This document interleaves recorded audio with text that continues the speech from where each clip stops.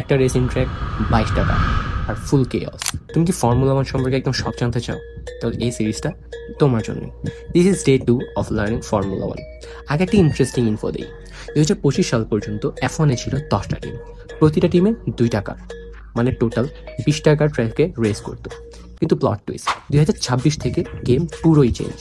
এখন ট্র্যাকে নামবে 11টা টিম, নতুন করে এন্ট্রি নিচ্ছে ক্যারিয়ালিক আর অডি।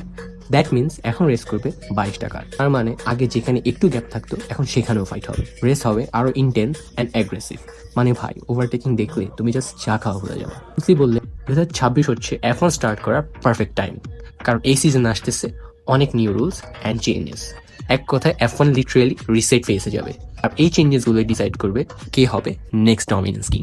আমি নেক্সট এপিসোডসগুলোতে একে একে সব চেঞ্জেস এক্সপ্লেইন করব ইজি ভাবে, সো নো কনফিউশন। তাই তুমি যদি এই বছর থেকে F1 জার্নি স্টার্ট করতে চাও তাহলে এখনই ফলো দাও, আর বাংলাদেশে একটা সলিড F1 কমিউনিটি বানাতে হেল্প করো, কারণ ভাই স্পিডের নেশা একবার ধরলে আর ছাড়তে পারবে না। See you in the next one. Stay fast, stay curious.